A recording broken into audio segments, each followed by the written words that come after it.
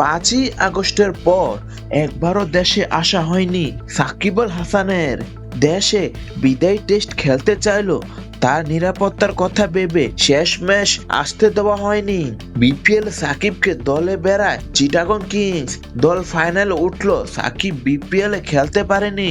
তবে নতুন অনিশ্চয়তা মাথায় রেখে এবার সাকিবের দল চূড়ান্ত হলো প্রিমিয়ার লিগ ডিপিএল সাকিবকে দলভুক্ত করেছে লিজেন্ড অফ রূপগঞ্জ।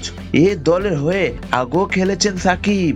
আন্তর্জাতিক ক্রিকেটের ব্যস্ততা যেহেতু আর থাকছে না সাকিবের, তাই অংশ নিলে হয়তো পুরো আসরের জন্য ঢাকা লিগে পাওয়া যাবে তাকে।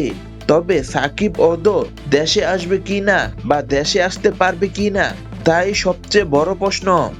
লিজেন্ড অফ রূপগঞ্জের অবশ্য সাকিবকে পাওয়ার ব্যাপারে আশাবাদী বলে তাকে দলভুক্ত করেছে।